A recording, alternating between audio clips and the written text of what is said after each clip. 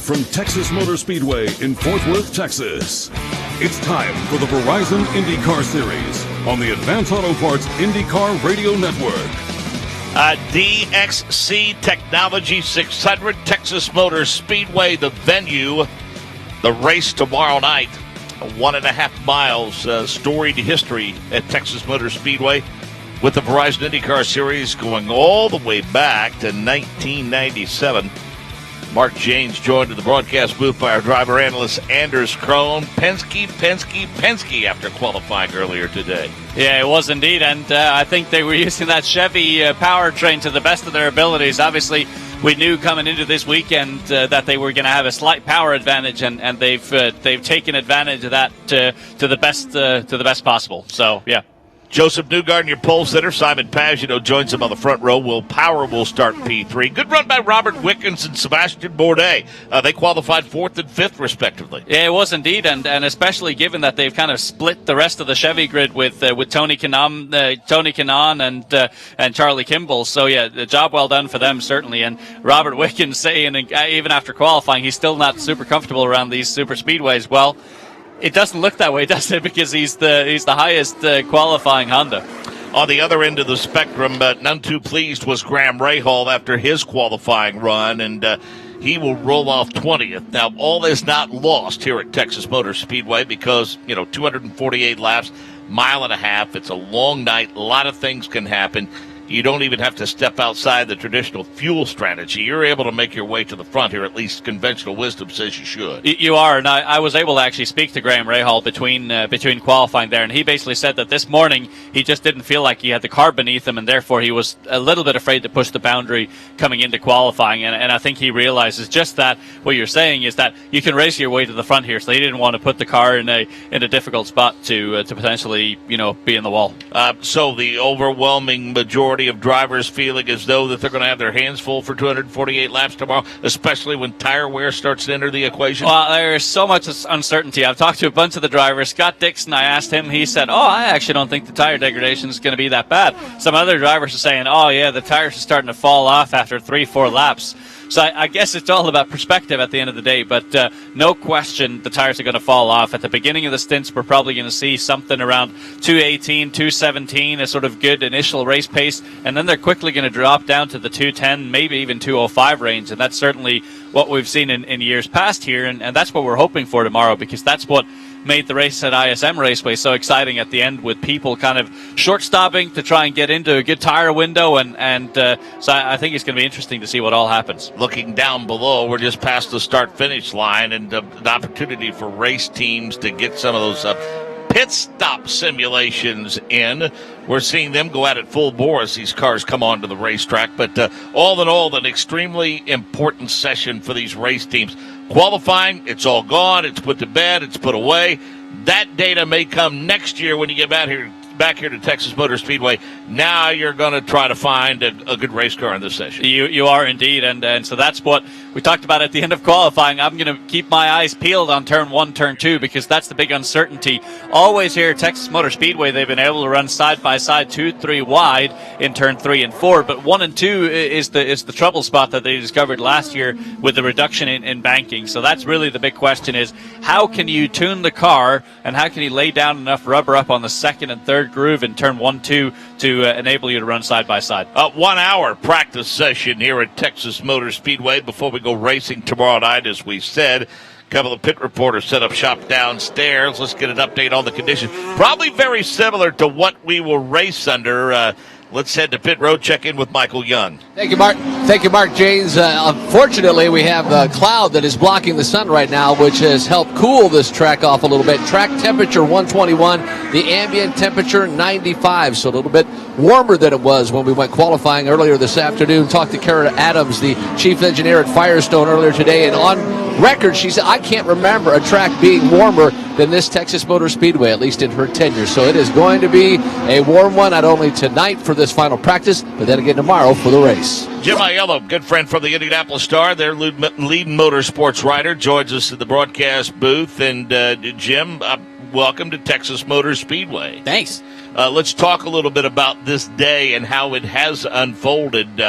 each and every week, I'm anxious to get to a venue, not only because we race in some of the neatest places in terms of motorsports anywhere in North America, certainly, but I'm always interested to see how these teams and these engineers and drivers are going to be challenged with the changes they've made to the aero package for this year.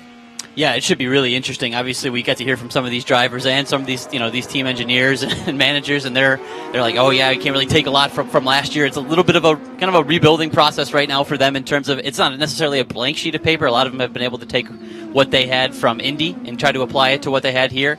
But yeah, it's been a lot of people going out there and trying to learn. Most of the time, I've talked to the drivers. They say the first practice session is interesting, but really we're going to learn everything we need to know about the race, or as much as we can about the race in this final practice session right now. I spent a few minutes with Brian Barnhart in the paddock after the qualifying session, of course, the president of Harding Racing, and I said to Brian, I said, are you kind of anxious for some time off? Because as we discussed earlier today, you can go all the way back to April 6th, in fact, if you include the test session at the Indianapolis Motor Speedway. It's been a pretty brutal schedule on these drivers and teams, especially the teams. It's rough. This is undoubtedly the most grueling part of the schedule, and the irony, I guess, of that is there's the most points available in this part of the schedule. You have those 3 races in April, and then you have May. Then you have the kind of the madness of May when the 100-point race there for the Indianapolis 500. Then you got the 100 points on the line for Detroit, and then you come here. So all packed within this tight little schedule they have with no time off, no time to breathe.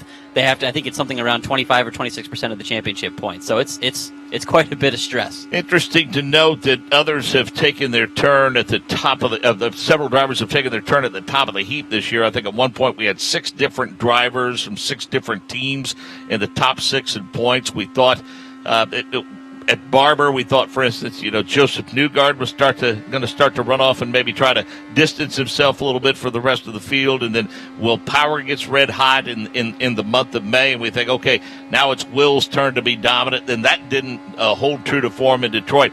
Is that same scenario going to unfold throughout the rest of the course of this season? I don't know. I'm kind of the mind that the bigger teams with the most resources are the kind of the teams that have the ability to figure out these new aero kits from each place we go. Every time we talk to these teams and these drivers, they say every place we go, we're learning something new. It's you're kind of starting over with these new kits. And I think the teams with the most considerable resources are the teams that tend to figure it out first. That's why in the top 5 in the championship right now, we have 2 Team Penske drivers, a Ganassi driver, and 2 Andretti drivers. And again, I'm not taking anything away from the talent of those guys. They're all fantastic drivers, some of the best in the series. However, I don't think it's a coincidence that midway through the season, we've started to see some of the teams, some of the more traditional powerhouse teams rise to the top. So you're still saying perhaps it's the big 3 when some might speculate that Schmidt-Peterson Motorsports and even Dale Coyne Motorsports starting to nip at their heels a little bit. They have, and they've done a fantastic job, and same with Ray Hall, Letterman, Lanigan Racing, and same with Ed Carpenter in certain races for sure, and some of the other guys. But I'm not saying Robbie Wickens or Graham Rahal are going away anytime soon. They're gonna fight for wins and fight for top 5s for sure.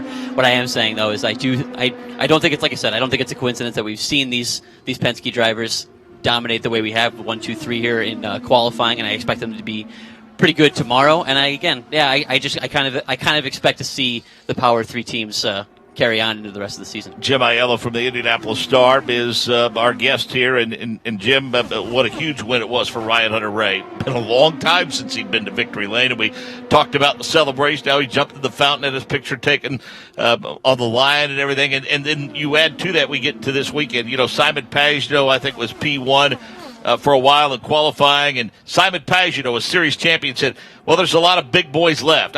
I don't think, my point is there's not really been anything wrong with Ryan Hunter-Reay. He's had some rotten luck over the past couple of years at times. Definitely. But I think it indicates how tough it is to win in this series. I mean, a 500 champion and a former series champion has been 40-some starts since he's been to victory lane. What struck me about it was, I think that when he got up to the post-race news conference, one of the first things he started talking about were the races that he had come close. All the ones that were so close for him. There's the Pocono and the 2 Indy races that he had after he had won. To me, that just showed you how much he was itching to get that monkey off his back and get that next win. And so, yeah, him jumping in the pool and celebrating the way he did, it was huge for him. It was a big victory for him. And back in the championship, he hasn't really found himself in the championship hunt the last couple of years. He's always been around and obviously still a talented driver, but right now he's in the thick of it and in 4th and not that far behind. Looks like 31 points behind Will Power. So Tony Kanaan qualified sixth today, Anders. He finds himself P1 now. He's at 220.4, and TK, I think, is really starting to settle in nicely with A.J. Foyt and ABC Supply. And how huge would it be to get A.J. Foyt back to victory lane here at Texas Motor Speedway? Oh, man, it would be ginormous. And I took some time to talk to him as well after qualifying, and I kind of asked him about the transition of going from Chip Ganassi Racing, where you're expected to win races, you're expected to challenge for championships every single year, and how big has that transition been to A.J. Foyt Racing? And he said, it's a lot more work on my shoulders. There's a lot more that I have to do. I have to have a lot more of a hands-on role with the team. But he said, in a lot of ways, whenever we get the results, it's a lot more of a rewarding feeling because you know you've had such an integral part in building that team around you. So I think Tony Kanaan, I'm kind of seeing that, spark in his eyes. Like this is a great opportunity for him to really show himself as a complete driver, not just one that can win races as one of the fastest drivers out there, but one that can build the entire team around him. And that's the kind of sense you get down there from that team at the moment is that they're all kind of spurred on and see that they have a great opportunity now to be a big upset this season. Well, as much as Tony Kanaan wants to get back to victory lane, wants to be competitive, wants to win races, I get the sense, whenever he's asked about his teammate Matheus Lace, that it's seemingly becoming a bit more important to TK to really mentor this kid and give him a firm foundation that he needs to be successful moving forward in the series. I also think it has a lot to do with the fact that Matheus hasn't come in like the punk kid with all the attitude and all the answers. I think he's come in with a genuinely openness to kind of learn from TK, and I think TK's really appreciated that. So it looks like it's a great partnership. And obviously, if you find yourself competing with your teammate on the last lap for the win, then maybe that relationship won't be so rosy anymore. But certainly, I think they've done a great job of driving that team forward. And probably the combination of having a rookie like that and someone as experienced as TK has put less strain on the team than, let's say, had you put two championship contenders or two top line existing drivers in the series and pitted them against each other. So I really think that the team has hit on something there. Ryan Hunter-Ray takes his car to pit road for a look-see, and Michael Young is watching that. Yeah, they've been in a couple of times now practicing their pit stops. I spoke with Ray Goslin. They actually adjusted the camber just a little bit on the front of that car. Now they're looking underneath the front cowling and checking those dampers to see if they can adjust those a little bit. I think tire wear has been the big concern for a lot of these teams, and they're just trying to get it at that maximum. And obviously we've got a different form of rubber coming up after this practice session tonight, so everything will be a kind of an unknown tomorrow once we get back to action. But Ryan Hunter-Ray trying to dial that car in this final practice session. Anders, when you were in Indy Lights, or a lot of times, of course, you're sharing the paddock with the Verizon IndyCar Series, did you find a lot of the drivers early on in your career very receptive to any questions that you might have? And were guys, was there one in particular that you point to as a guy that gave you a lot of sound advice that you knew that you could pretty much approach any time about anything? Well, to be honest with you, I didn't really get to know any of the drivers until after I was done driving, to be honest. And it's actually a bit of a shame. I wish I'd been able to have someone that was maybe a bit more of a mentor and someone that I could lean on, because I certainly know, obviously, hindsight's 20/20. That much is clear. But looking back at my career, there are many times when I would look back and would have thought to myself, man, if I just had, an experienced, voice in my ear saying, hey, just don't worry about this little thing, focus on the big picture, or so on and forth. So, but I think kind of that's the one big key to where the Mazda Road has improved so much, is that now they do these oval seminars with all the Road drivers. So USF 2000, Pro Mazda, Indy Lights, they all get to be in front of and talking to the different Verizon IndyCar Series drivers. So I think it's probably a lot better now in the way of getting that information. And certainly, I mean, I think the IndyCar Series as a whole is a way more open paddock than other paddocks around. Well, and to that point, perhaps the opportunity to get some of that mentoring might have been different had you been in a situation where you were driving for, say, Andretti Autosport, who once upon a time had a car at every rung from F2000 all the way to Indy Lights and IndyCar. I mean, when you're driving for a team that maybe is Indy Lights only or Pro Mazda only, that might be a little bit more difficult. Well, I was hoping Scott Dixon would help me out, because my car was basically identical to his. It was full red, and it had the white end plates, and guess what? It was number 9 in the same font as his. So I was hoping he was going to mentor me, but no, you're exactly right, and that's obviously one of the big benefits that Andretti Autosport have is that there's a direct kind of transfer of knowledge there from the IndyCar drivers, and certainly there are times also when the Indy Lights drivers can help the IndyCar drivers. If they're on track on the session before, the Indy Lights drivers can talk to the kind of general trend of the conditions and what their cars were doing as well. So there's a lot to be said for that. Let's go to Pit Road. The other member of our broadcast crew manning Pit Road this evening is Jake Query. Jake? Alexander Rossi has brought his number 27 machine in, and like we have seen for the last handful of years of these drivers, immediately gets the iPad inside the cockpit to look over the telemetry and get an idea of everything that was going on with that machine. He was sixth fastest so far in this session when he brought the car in. It's the Napa paint scheme once again. Keep in mind he had that Ruoff Mortgage paint scheme on his car during the races in Detroit. And speaking of those races in Detroit, when you talk about what happened at the end of that race, Nick Yeoman had a very interesting interview earlier when they were discussing with the team the fact that that's in the past, Mark. You know, I think a lot of us think that drivers dwell on what took place. Anders, perhaps you could talk about this, but one of the real challenges that we've talked about with the Verizon IndyCar Series is the fact that there's really no time for rest and no time to dwell, be it positive or negative. When you go from the Grand Prix, the IndyCar Grand Prix at Indianapolis, then into qualifying in the Indianapolis 500, then you turn right around for not one but two races in Detroit. And if you dwell on that too long, you're going to be in a world of hurt because you've got to come here, make those adjustments, and figure out exactly what your car needs for Texas. So no real chance to sit and get too upset or too elated about anything that may have taken place over the course of the last month or so. This is a real whirlwind, I think, and a real test both emotionally and physically for these drivers, or mentally, I guess I should say, for these drivers. Rossi came in. They're taking a look at the data. They're going to take a look also at just those tires. Right now, the set that he has on those Firestone Firehawks, pretty good shape. And then once they make a couple of adjustments here, it looks like perhaps a balance adjustment they're going to make, and then they'll send Rossi back out.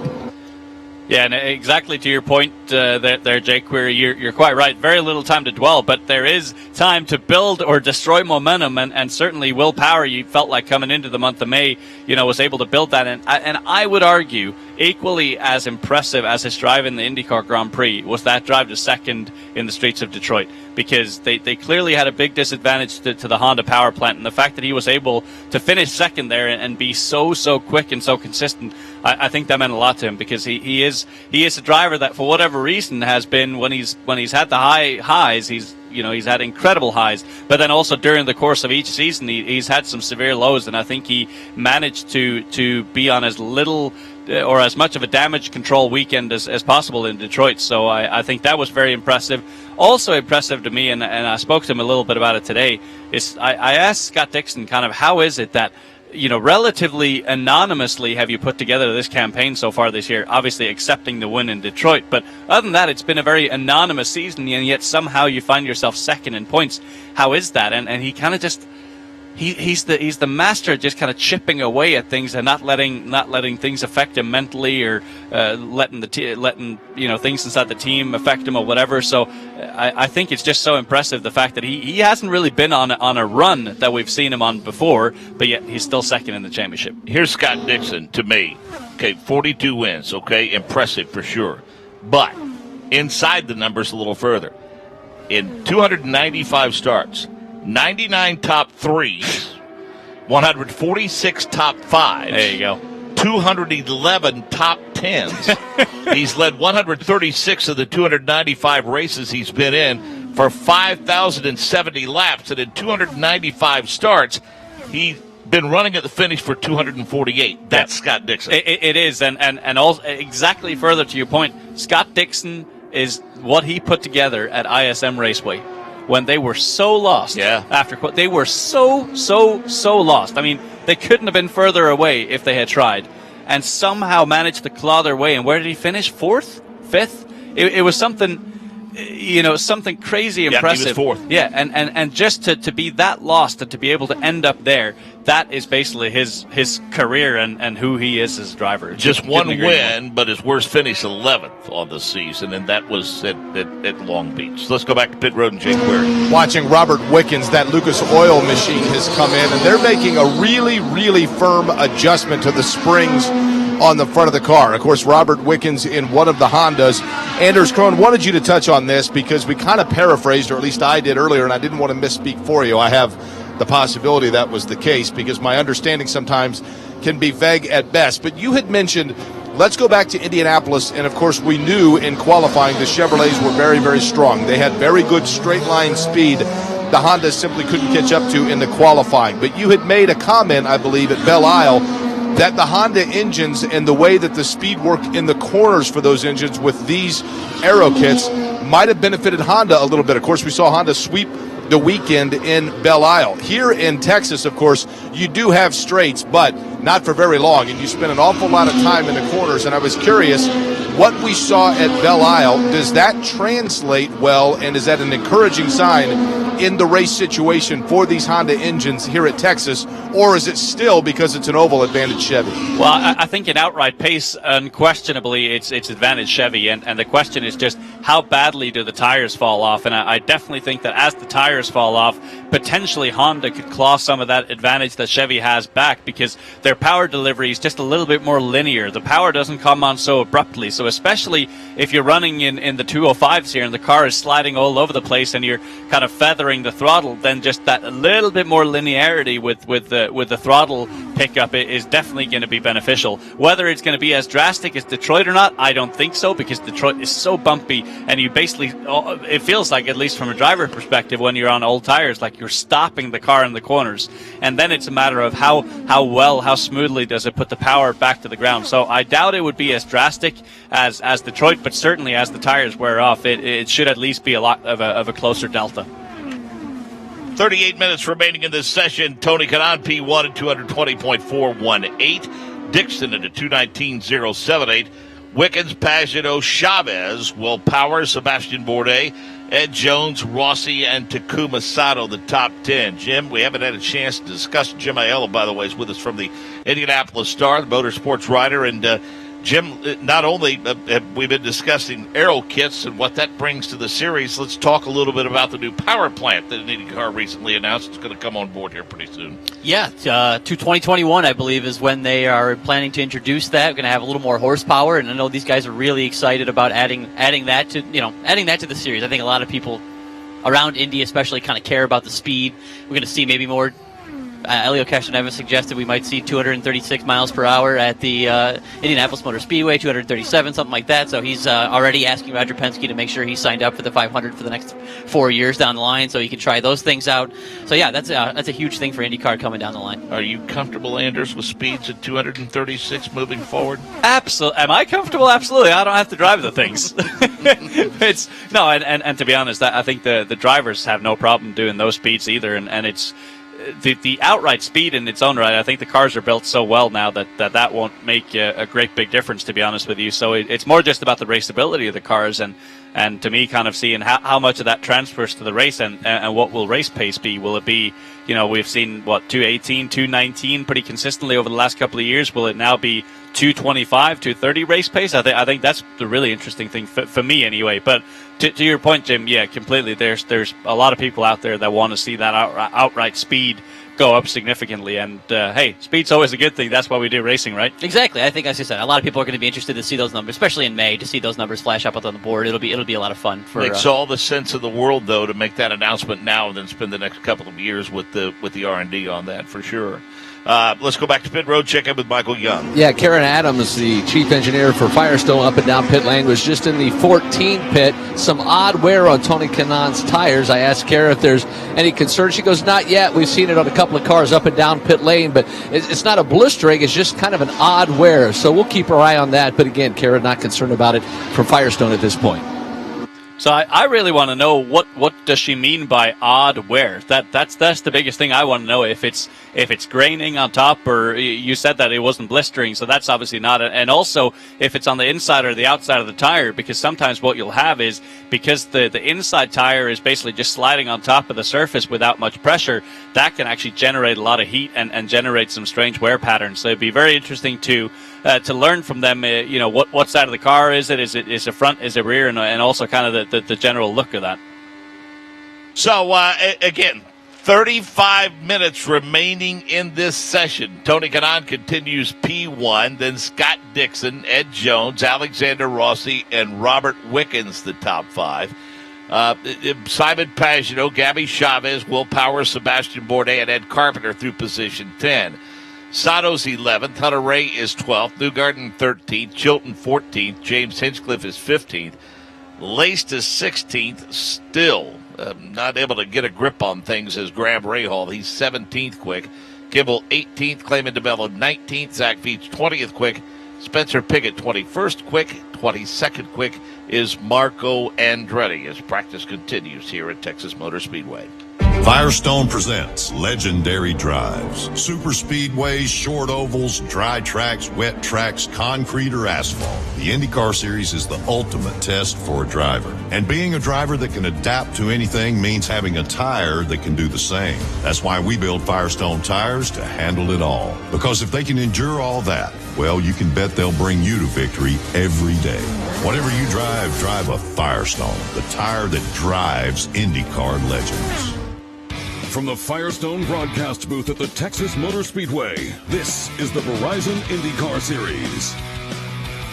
More on the developing tire situation. Let's check in with Michael Young on pit road. Yeah, I actually tracked down the tires that just came off of TK's car. A slight blistering on the outer edge of the tires. So if you're looking at the tire itself, I'd say it's on the outer third of that tire on both the right side tires. Blistering, not extremely bad, but it is blistering, and these are brand new tires just came off that car.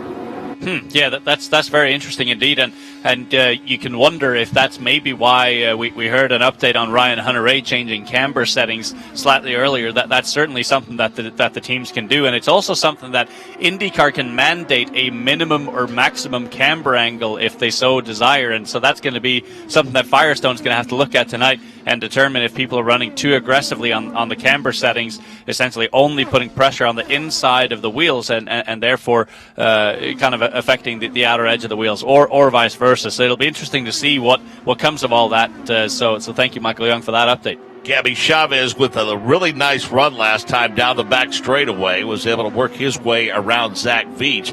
Matthias Laced is trying to keep pace with that twosome.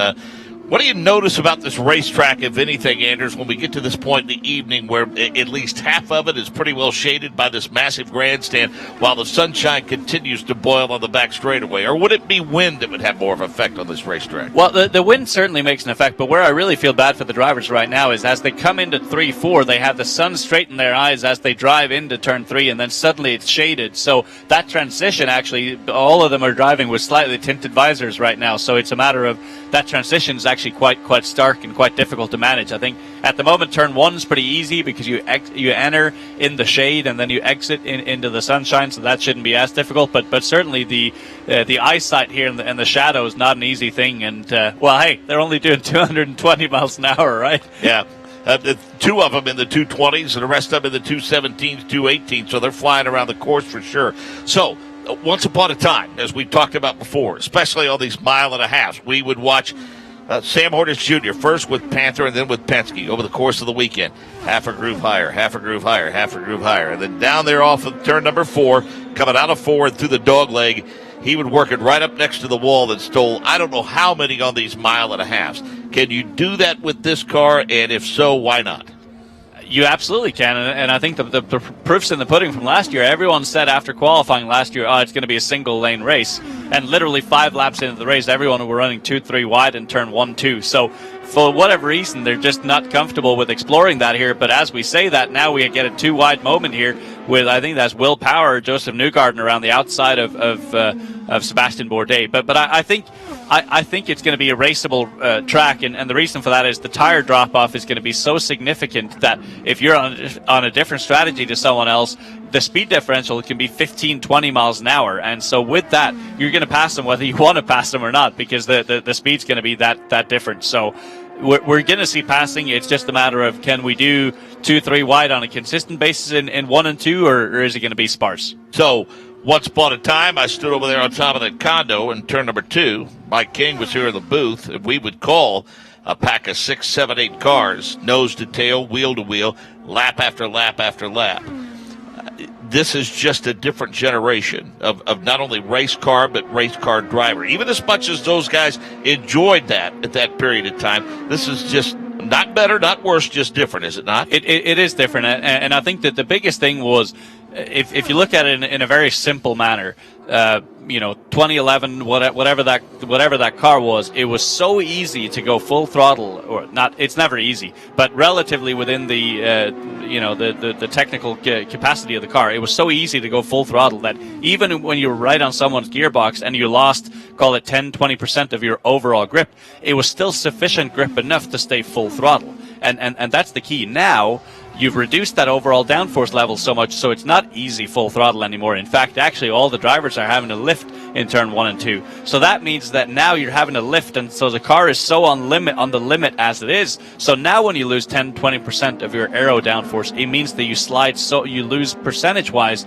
so much more, and you have to lift so much more. So again, obviously, this was as a result of they wanted to let the drivers do the driving instead of just sitting in the cars and piloting them around and going 3 wide. Also, from a safety perspective, we've seen some crazy pack races, some that have worked out, some that haven't worked out, and I think it was in everyone's best interest for safety to try to, as much as possible, get away from pack racing while still having good racing. So I think, in my perspective, IndyCar have done a great job of really going kind of the complete opposite direction of where they were, and saying, okay, now we've gone as far as we can in the way of removing downforce. What can we now do to increase the raceability?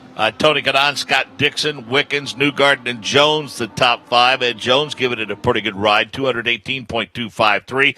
Kanaan still sets the pace at 220.418 as we go back to pit road and check in with Michael Young. Yeah, down there in the Carlin pit for Charlie Kimball, blistering on that front right tire on both the inside and outside of that tire, and on the left tire, incidentally enough, Anders, there's almost like on the edge of that tire, there's almost looks like a fork almost that roll around it, that it's actually got a wear mark in it all the way around the inside of that tire. So an odd situation. Karen Adams from Firestone down here, and she's checking it out. We'll toss things down to Jake Query. Jake? And as a matter of fact, just wanted to pass along that set of tires that Charlie Kimball just brought in. And again, just a very slight, it's hard to explain. Michael did a nice job of explaining that.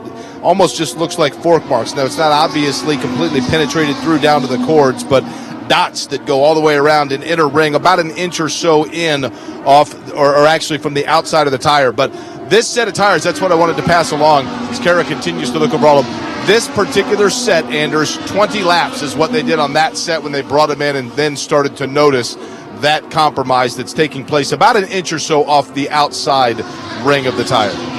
Yeah, and that's certainly very, very interesting. And of course, when you remove downforce from a car, what it does is it doesn't push the car into the ground as much as it had previously done. So it means by nature that it's actually, it's almost a bit like a cheese grater. So it moves on top of the surface. And of course, as you can imagine, when you're turning left, all the load gets transferred to the right of the car. So that's where all the load is. But what then happens is with the left-hand side tires is they move on top of the surface more than anything. So they have a lot less contact patch, and they're not really being provided with a lot of load. And these tires, the Firestone tires, are obviously designed to withstand a certain amount of load. So it'll be interesting to see what comes of it with Firestone and kind of what they decide to do with it. Certainly, blistering is something that we don't want to see. I do anticipate as the rubber goes down that those problems will start going away, because as the rubber comes down, you have more compound to drive on. But certainly something to keep an eye on. Boy, the benefits of the helmet cam we have here, and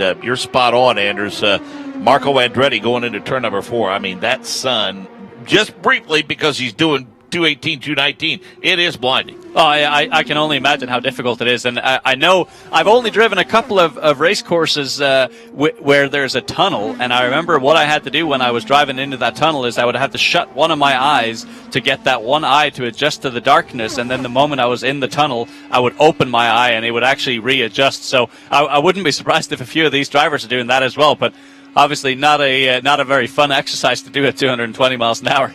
Michael Young has an update on pit road. Yeah, we're starting to see this problem up and down pit lane for Joseph Newgarden. The front right has the blisters on that outside near shoulder, a couple inches in, blistered all the way around, and then that cheese grater, that forked effect all around the inside of the tire. Same with Matthias Lace, Tony Kanaan's teammate, looking at his rear tire, has some blistering issues. So as these teams get more aggressive, certainly taking its toll on Firestone. I spoke with Kara Adams. She said she will catch up with us a little later, but obviously very busy right now trying to keep all of these drivers drivers and teams safe out there on the track. 25 minutes remaining in this session, and that is a massive concern with just 25 minutes left in the session, Anders, as we start thinking about setups for race day. Yeah, it is indeed, and so it's a question of if there becomes a mandate from IndyCar on here's how many laps you're allowed to do on a set of tires, as opposed to running it for as long as possible. I was just sent a photo here actually from Jake Query of exactly what we're seeing on the left-hand side of the tires, and yeah, you're right. It is just like there's been a fork that's been stuck into the tire, and that's on the outer perimeter of the inside wheels on the left-hand side, and it's a very, very peculiar pattern, almost as if a fish hook has kind of been taken into or stabbed into the tire and kind of partially ripped out. It's a very, very interesting pattern, and not what I was anticipating when I talked about a cheese grater. This is a little bit more of a different type of tear than I've seen. Struggles for Graham Rahal in qualifying today, Jim Aiello, and not able to find much speed in this session. He's 14th quick. He knows that he's in for a long night tomorrow night. Tell you what, Jim, let's hold on to that thought. Tell you where we're going with it in just a moment. First, let's go downstairs with Michael Young. With Larry Foyt. Larry, you're on the box for Mateus for this session. Looking at these tires, I saw the same thing on TK. Concern, is there anything you guys have done differently from that qualification session in the morning practice? Yeah, just some small changes. We didn't really see that in the morning, so definitely a little concerned, especially with what just came off the car. So we'll look at it. I mean, other than heavier fuel and running a little longer, that's the only difference. So obviously these things are starting to show up now. Thank you for your time. That's Larry Foyt, guys. So, Jim, back to the conversation we're getting ready to have about Graham Rahal. The good news for Graham is he's locked down for the next few years. That announcement made today. Yeah, that's right. The 5-year contract extension with Rahal Letterman Lanigan Racing shouldn't come as a huge surprise, considering what he's done in terms of his talent on the track and the amount of hard work he puts into promoting both the series and that team and all his sponsors off the track. He's been a very valuable member of that team. Obviously, his father is a co-owner of the team. So, like I said, it's not a huge surprise that he is going to be there for another 5 years, but it's a good thing for IndyCar. It's a good thing for him to have that kind of certainty. Well, we'll get your thoughts and impressions on this. But talked to Jake Query earlier about this. In your opinion, how important, how significant it would be for this series if a Graham Rahal and Marco Andretti, for instance, were competing for wins week in and week out and competing for championships? Yeah, I heard Jake's answer on this, and I agreed with him. I really do think I mean, they still have other drivers they can market and without those two, but I do think that those names resonate with a lot of fans that have been fans of IndyCar for a long, long time, and that would be a great thing for them to be able to market, especially if it was an Indy 500 win for a Marco Andretti or a Graham Rahal. That would be a great sell for so many people that have known those names for decades. So it's, you'd like to see these guys, and Graham, over the last few years, I think he's got 5 wins over the last 4 years. He has competed for race wins. Marco is starting to find a groove a little bit. He's 10th or 9th in the championship right now. But yeah, you'd like to see both of those guys in the top 5 more often, just because they're names everyone recognizes. I get the feeling that he is as comfortable now as he has been in a long, long time with Brian Herta calling the shots. Absolutely, and he's comfortable in this car. I don't think he loved necessarily the way that last car felt for him, and I feel like he really likes to be in, every driver has told us this car puts them in control, and that's what Marco really likes. He likes driving on the knife edge. That's where he feels most comfortable. It's where he feels like he can have an advantage over some of his competitors. So I think this year, with, like you said, with another year with Brian Herta and with these new cars, he's probably the most comfortable he's been in years. And Anders, with the name recognition we talk about with Marco Andretti, let's face it, when Will Power maybe clears the timing line late, or Joseph Newgarden steals a pole away from the field, it's a big story. But admittedly, when Marco Andretti got poled in Detroit, it was just a little bit bigger. Yeah, it was indeed, and I think it wasn't just because his name was Marco Andretti, but it was for the fact that it had been such a long time coming, and he kind of finally showed what he really is capable of doing when everything comes together for him, and it's kind of been his biggest trick over the last few years has been he's qualified so poorly, but this year he's been able to really turn that around, and I think. Yes, he's more comfortable than he's been in a lot of years with Brian Herta on his timing stand, but I also think he's brought out a lot of hunger in him, and that's what I see more than anything now is just that hunger and the desire to truly go out and get after it. So that's been cool to witness. But I'll tell you, the guy I'm very impressed with at the moment on track is Robert Wickens. I just watched him play around for a few laps here with Max Chilton, and he mismanaged his run a few times, and this is exactly the way he timed his pass is exactly how you have to do it, because it's going to be so difficult to do it otherwise. He came in a couple of laps before. He went into turn 3, and he was a little bit too close to Max Chilton. Would lose a little bit of aero on his front wing, would lose the front end of that car, and therefore not be able to time the pass. But then on the last lap, what he did is he actually backed off coming into turn 3. He had full power going on through turn 3 and turn 4, and he timed that pass beautifully so that he was up the inside by the time he came up to turn 1, and now he just did the same exact thing to Gabby Chavez. So I think he's really trying to figure out here, how do I get the cleanest run possible up to turn 1, knowing that in turn 1 I can't stay close enough. So it's a matter of, how do I get myself the run to be clear by the time I get into turn 1? I have a sneaking suspicion that when Tony Kanaan climbs out of his race car at the end of this session, he's going to look at the crew and say, for heaven's sakes, don't touch anything. I mean, I am watching him. He passed Zach Veach low coming out of 4, and then went around Zachary Clayman DeMello to the high side in 1, and Tony Kanaan's car is comfortable just about anywhere on the racetrack. It certainly looks that way, and now he's in the process of reeling in Charlie Kimball, so let's see what he can do here. And again, he's got a perfect gap at the moment as he comes into turn 3, turn 4. At this point in time, he'll be able to stay full throttle still here through 3 and 4, and now the question is, how does he handle that in turn 1, 2? You need to lift here even when you're on your own in turn 1, 2, but now behind Charlie Kimball, he's going to have probably a fairly significant lift, but then it's a matter of how well does the car rotate, and his run actually continues here. So yeah, you're quite right. And now I wouldn't be surprised if he's close enough now to make a move coming out of turn 4. So let's see, still sucking up here on Charlie Kimball, and now if he's able to pop before turn 1, he'll be in good shape. He's looking high, now he goes low. Charlie goes down there with him momentarily, and then I got to believe the spotter from upstairs gave it the old car low. He moved over a little bit, and that was textbook what you expect to see tomorrow night. Exactly, and he timed the run perfectly, and that's kind of what I like about this low downforce setting is, and what I kind of liked about it at the Indianapolis Motor Speedway is it really forces you to be strategic with where you place your car. It's no longer one of those given where if you're just within eyesight of the car ahead, you're going to suck up to him and pull over and make the pass. Hey, did you notice I used the word pass instead of overtake? Good for you. So we're educating you slowly but surely. I am fitting into this booth now. Fantastic. No, and so he really used that quite well, and that's what I like about this car is you really have to work for it. Let's go to pit road, check in with Jake Query. You know, it doesn't seem that it would be a huge difference, but let's keep one thing in mind as I'm down here at the Firestone Garage, and actually we'll get to this point in just a second. Michael Young, we're keeping track of this tire situation, and you've got with you somebody who might be able to shed a little light on that as well. Joined by Ziggy Harkus, kind of overseeing everything for the Andretti Autosport this race weekend. We're seeing some tire wear. I noticed that Ryan's been doing minute changes to the car. What is your situation, and what are you hearing from your other cars? Our tire wear seems to be okay. You know, it's we're not having any blistering problems. We're getting the car better. Just keep working on that, and that'll help our tire issues as well. So, but right now we don't really have any tire issues that we're seeing. How many changes can you make in a session, and how much can you learn in this short amount of time? Well, with 4 cars running, we learn a lot. You know, the other guys are doing different things as well. So we're looking at their info, making sure that we're making the right changes, and I think we learned a lot. We've already had quite a bit of improvement in the car already. Thank you. Ziggy Harkus, he's helping out Michael Andretti, who I don't believe is here this race weekend. Ziggy Harkus with Andretti Autosport. Let's go back to Jake Query. Well, and Ziggy kind of touched on this perhaps a little bit because he was talking about how they have not had a real issue with tires. Now, a couple of things here.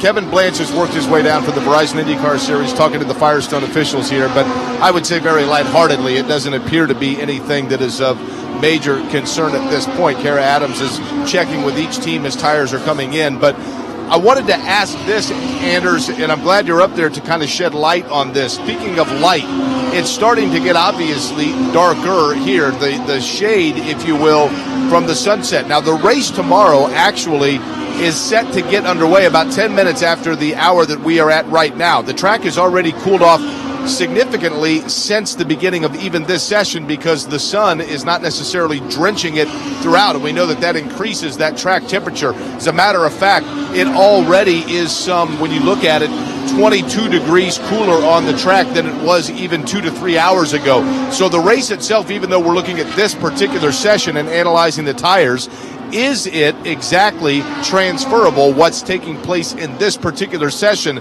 because of the conditions that we're going to see once the sun not long after everything goes green, is completely guarded by the grandstands here. We're going to see similar patterns, but certainly the track's going to keep changing, and that's what all the teams here are going to try and predict is what direction has the track gone now over the last 45 minutes, and they're going to use that trend and say, okay, well, that trend is likely to continue for the next hour and the hour after that. So I think whatever the transition of the track and the balance effect that has on the car, that's going to directly relate to the changes that they make, but they just have to kind of predict percentage-wise how much more it's going to keep changing here. Another interesting note, exactly to your point, the fact that the race is going to go green here roughly 10 minutes after this point is that the majority of the drivers are actually going to opt for a clear visor but with some tinted tear-offs. So they'll have 2 or 3 tinted tear-offs that they'll use for the beginning part of the race, and the moment the sun sets, they will tear those tear-offs off and have a completely clear visor. So it's just a way for them to be able to control the environment a little bit more,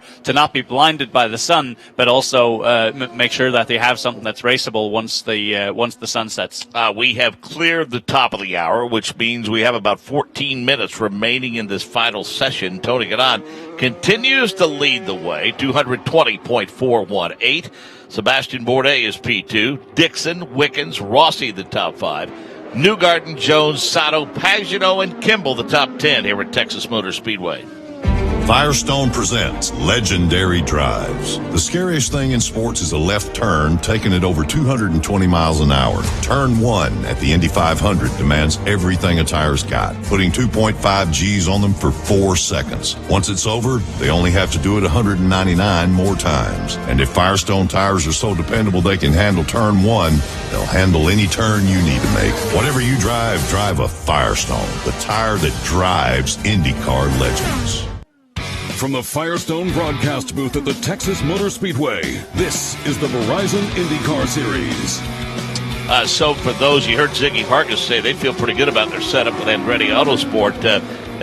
We think, based upon the qualifying runs, that Penske all in all seemed pretty happy with their setup, although qualifying and race setup vastly different, especially here. So a lot of hand wringing and head scratching for those that are having issues with that blistering. Yeah, for sure. And the key very much could to this race could come down to which setup is better on conserving your tires. And if you have something that mechanically is a little bit easier on the tires, puts less strain on them, you're going to have a huge advantage as you get into this race. So it could also very well be that setup isn't necessarily the quickest over one lap, but as we've heard, Tony Kanaan had some blisters on his tires. Maybe that very fast setup is something that's quite hard on the tires, but the setup that does 3-4 miles an hour slower, maybe that's the one that conserves the tires enough for them to last. So very, very intriguing to see what the teams do here, and that's also part of the reason why I think that the fastest time, well, now that I say that, Scott Dixon goes to P1 with a 2:20.524, but I don't think that the outright pace here is going to be anything telling of what we're going to see in the race and who's going to be coming out on top. It's going to be all about raceability, who can save the tires, and who can use alternate lines, because if you can generate, as you said, with Sam Hornish Jr., if you can generate just the slightest of an advantage by being a half a groove to a groove higher than anyone else in a line, and exactly what Graham Rahal did in 2012. He was able to run that second and third groove, saved him a lot of tires, also gave him clean air the entire race, and if you remember, he was obviously en route to win that race before he had a slight brush of the wall. So that's going to be huge tomorrow. And Jim, let's face it, we saw the video, everyone saw it, that went back and looked at the replay and even the snippets that were pulled out of the race. Bottom line, Oriol Servia, Alexander Rossi put on great shows at the Indianapolis Motor Speedway, and the key is to be able to get your car in a position where you can do something no one else can do in terms of adding that second or third groove. Yeah, we talked to Jay Fry about this recently, and he was saying that it's possible. We saw these guys do it before. We saw the spectacular show that Alexander Rossi put on, going from 32nd to 4th. But like you said, it's going to be key for these guys to find that, and he thinks. I was talking to Jay Fry in Detroit about this, and he was saying that he thinks that when these teams and their engineers and these drivers see that it's possible, they might start experimenting with maybe looking at what Alex did, maybe trying to figure out what he did, maybe trying to tinker a little bit and see what they can do, something like that. So I don't think we might see a little bit of that here. I think what Andres was saying recently was that as we start to see more rubber laid down, we get into different stints, people are on different strategies, we might see a little bit more passing because of those things. I saw a couple things posted. You talk about your conversations with Jay Fry. It might be some tweaks moving forward. Certainly haven't ruled it out in terms of changing the qualifying format for the Indianapolis 500. Yeah, Jay he seems pretty fond of bumping, as most people in Indy are, and so he wants to keep that there, keep that tradition that a lot of people love. And even though he knows the concerns economically, it's a little bit dicey sometimes to send away the sponsors that pay for the series. That's bring a lot of money to it, but he understands how important the tradition is of 33, and that also adds value. I mean, if you start letting everybody in the race, that starts to devalue qualifying. So he's open to some of the suggestions that we've heard. We heard Roger Penske suggest maybe we need to lock in full-time entries into the 500. He's open to listening to that conversation. James Hinchcliffe said recently he was interested in exploring the idea of an exhibition race, a 0 points race, or maybe even a 50 points race. Just things that Jay Fry and his whole team right now, they're just in the gathering information phase. They're listening to what everybody wants to do, and they're going to talk about it with the paddock and listen to hear what fans have to say as well. So I don't expect major changes to happen, but they are going to listen and see what they can do to maybe protect the full-time entries a little bit better going Jay into Fry, of course, the president of competition and operations for the Verizon IndyCar Series. And once upon a time, Jim, when they had a number of cars, 60, 65 entries, there were those who speculated that Carb Day would have been a great opportunity for a last chance race, maybe to set the final couple of spots. And we're a long way from that. I mean, bumping returned, and two wildly popular drivers. Don't you think drove a lot of this conversation when you have two people as popular with all the following that a Pippa Mann and a James Hinchcliffe has? No disrespect to some of the other drivers, but boy, I don't. As badly as people wanted bumping back, it was almost like some were told, be careful what you wish for, because you might get your wish. That's kind of, I mean, I think that was a little bit the feeling after we lost James Hinchcliffe and Pippa Mann, like you said, two very popular drivers, but that's kind of the drama of the day. I remember talking to Will Power about this, and he was just saying, like, he was glued to the track and to the TV. I don't know where he was watching it at that point, but he was safely qualified in the second row or first row. I forget where it's up front, and he was saying it was just incredible drama playing out in front of him. So is that all that drama, the one day of drama, worth maybe what the economic cost is? I don't know. I mean, I think that there's something they're going to explore, but I do think that you're right. Maybe the conversations wouldn't have been so prevalent the days after if they weren't such popular drivers. Well, and for all of the finger pointing that Alexander Rossi shouldn't have done this or shouldn't have done that, or Graham Rahal should have done this or shouldn't have done that, or Pippa Mann should have done this or shouldn't have done that, everyone did everything within the letter of the rules as they were written and presented. 100%. And I thought that was among the classiest things that we saw James Hinchcliffe do during a month of him and his team doing very classy things. But when he came in right after and said, anybody that blames Pippa Mann for what happened to us doesn't understand motorsports at all. And so I thought that was ridiculous. You understand what Alexander Rossi was trying to do, trying to get himself into the Fast 9 shootout the next day. And you understand what Graham Rahal was trying to do. I mean, he was... again, this isn't confirmed. This is just my speculation, but his teammate Oriol Servia was on the bubble. Maybe he was trying to kill a little clock to try to get Oriol Servia in the race. I don't know if that's what he was up to, but if that's what it was, that's good gamesmanship and playing the rules the way they should be. So nobody got cheated by any means. And being mindful of our television brethren, I don't see any opportunity for the foreseeable future that 5:50 end time is going to go away if you want that pole sitter to get that network television audience. No, I don't think it should go away either. Like you said, you want to see the drama unfold of that day. You want to see the emotions of the people who got bumped. So I totally understand the 5:50 to give those guys the extra 10 minutes. Anders Krohn, it looks like you're watching a tennis match all of a sudden. Your head's on a swivel as Jim and I are talking, going back and forth, because now all of a sudden we're really getting, I think, in race pace with a lot of these drivers. I'm going to just add one thing about the Indy 500 qualifying, and then I'm going to go back to what I'm seeing out here on track, and that is that the Indy 500 qualifying day, the Saturday, is one of the most memorable days I have from my career in motorsports,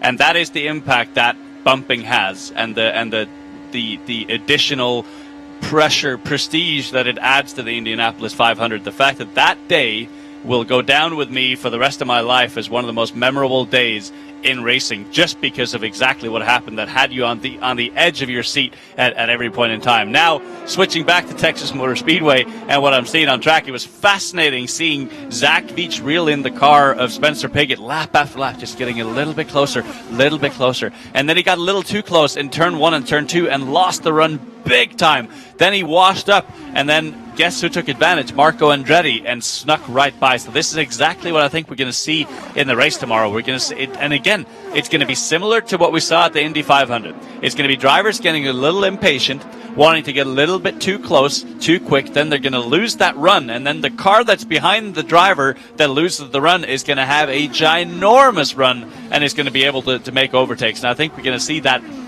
become even more prevalent as the tires fall off, and Marco Andretti right now way off the pace there as he wants some dirty air for Zach Veach. So this is, it's not the 3-wide craziness that we've seen here at Texas Motor Speedway, but it is like a very high-speed game of chess, and I kind of like it because your car positioning is so crucial now, so important that if you just get a few car lengths too close to the car ahead of you, you will just wash up into the gray and you'll lose all sorts of position. So this is really, really fascinating to watch. So, about 4.5 minutes remaining in this session as the sun continues to set over this massive grandstand. Scott Dixon is P1, Kanaan, Bourdais, Sato, and Rahal now. Sato and Rahal trying to find a little race pace, Anders. They've gotten up to P4 and P5. They have, and again, a similar thing happened here with Ryan Hunter-Reay, and I think that's Joseph Newgarden just up the road. They tried to go side by side through 1 and 2. Hunter-Reay lost the momentum. That enabled Robert Wickens to drive by. So again, it's all about capitalizing on other people losing momentum, and the only way you do that is to be more patient than the other drivers on the track, and that's exactly what Robert Wickens capitalized on there, and I think that's going to make for some great racing tomorrow. And now Tony Kanaan trying to get mixed into this pack of cars and see what he can do. Will Power is there as well. You mentioned Marco Andretti. We see Graham Rahal running in a pack. Spencer Pigot gives up a spot as he gets to the halfway point of the back straightaway. A couple of cars work their way around Spencer Pigot. And your top 10 again. Top speed, 225.24. Kanaan, Bourdais, Sato, Rahal, Wickens, Rossi, Newgarden, Ed Jones, and Gabby Chavez, the top 10.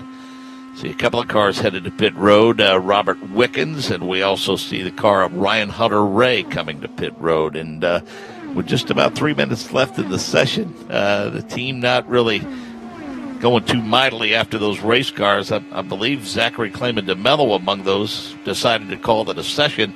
And Ed Carpenter's car is also back on pit road. Ed 18th quick in the session. And Wickens, Andrew's going to head back out onto the racetrack. He's going to use every second at his disposal with just 2.5 minutes left. He's going to go back out. Yeah, it'd be interesting to see if he's able to find a pack here. And this is all about damage limitation at this point in time. You don't want to overexpose your car and try something crazy while you're out there. So let's see. It looks like he's going very, very slow on the apron. He's going to be looking for this big pack here. So he's got to start accelerating here, or he's going to lose that pack. Yeah, he's awfully slow off of pit road on the back straightaway. Yeah. We see James Hinchcliffe, his teammate, coming to pit road to the attention of his crew. Will Power coming to pit road too. Simon Pagenaud continues to turn laps. Graham Rahal and Takuma Sato continue to turn laps, as does Alexander Rossi. And Jim Aiello, we talked about it earlier today, and we talked about it in Detroit last weekend. Of course, your fortunes can turn on a dime, but it looks as though that Alexander Rossi is going to be around for the long haul in terms of this championship chase. No doubt about it. I mean, the guy has had, made almost no mistakes this year so far up until Detroit. I mean, the guy was racking up podiums and wins, and he's going to start getting some poles, it looked like, too. I don't think he's going to disappear. He's the kind of guy, too, it reminded me of a little bit with what happened at Joseph Newgarden last year, where he had made a little mistake in Texas and then just kind of came back with a fury, rattling off wins. I could almost see somebody like Alexander Rossi doing the same thing, where he makes that minor mistake in Detroit and then just goes on an absolute tear. Yeah, and it's tough to go on a tear here in the Verizon IndyCar Series because of how very, very tight the competition is. But if anybody can do it, certainly, he can for sure.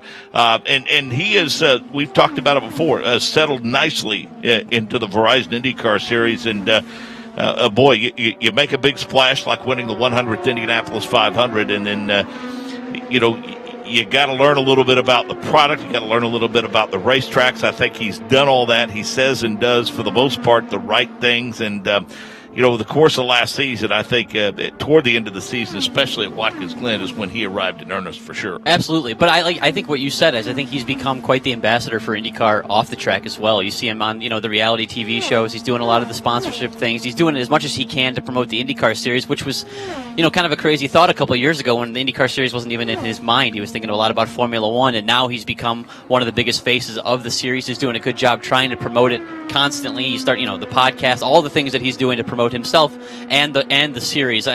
It's kind of a crazy turn of events over the last couple of years. As the time starts to run out, it seems like we've barely cleared the Indianapolis 500. But, Jim, when we get past 4th of July now, we start getting into August, we start hearing rumors about that silly season. It seems to start earlier each and every year as the checkered flag is out on this session. And it's going to be interesting to see what might unfold in terms of drivers transitioning from one team to another, or an expansion, which may be in the offing of some note.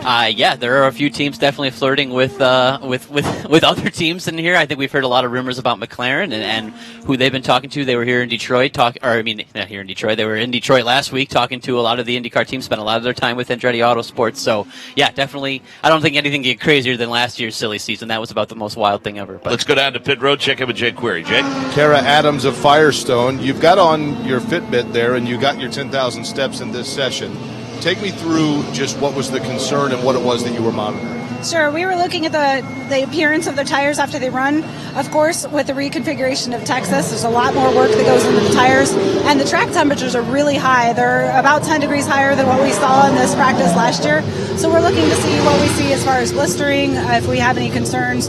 So we have a lot of data that we've gotten from this, so our engineers are going to go back tonight and look through all the data and make some recommendations for tomorrow. How is the compound different than a year ago? So the compound is both quicker wearing, which is important here for Texas because we need to get rid of as much heat as we can, and it's also a little bit faster wearing, a little bit more heat resistant.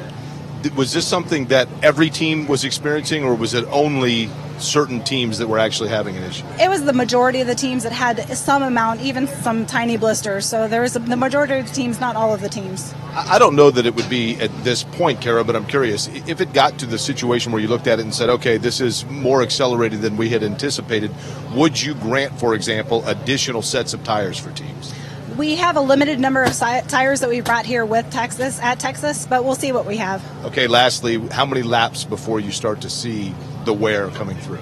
It depends. We've seen some wear as early as 30 laps. We've seen some blistering a little bit before then. Appreciate the information. Get some water, okay? We'll do. Thanks, Dave. All right, it's warm out here. But again, guys, the good news here is the temperature has, and I know it sounds crazy, the track temperature right now 111 degrees, but right now is essentially when we're going to be starting the race tomorrow night. And when you consider that the track temperature was upward of 140 in the middle of the afternoon, once that sun gets behind that grandstand, again, can't emphasize enough, you can visually see about every 15 minutes or so, 2 to 3 degrees, it just keeps going down. So maybe that will play into it tomorrow as well.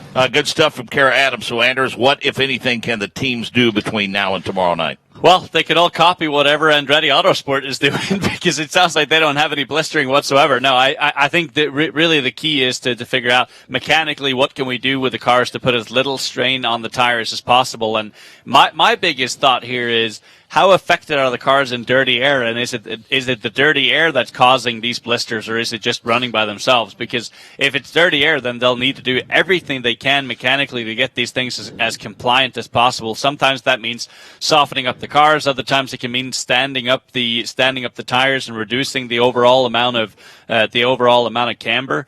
I did think it was very interesting what Kara said in their thought process, in that they wanted to make a faster wearing tire so it dispels of heat quicker, because that was a big cause of blistering in the past. So that's very interesting that they've gone to a tire with a slightly softer compound, and probably to kind of help dispel of that heat a little bit more effectively. So that's certainly see Firestone being proactive and kind of already trying to predict what issues might be here at Texas. So, Jim Aiello, I've seen a couple of pictures come up on social media. Michael Andretti not here at the racetrack, but he might be north of the border this weekend. Yeah, there's a Formula One race up there, and I think he might be spending some time with this other guy who did some IndyCar racing last year. I don't know if you guys remember him. So I want to know, Jim, because you said there were some teams flirting with each other. I want to know, how exactly do teams go about flirting with each other? All right, Mr. Overtake and Pass here. We're going to start parsing language.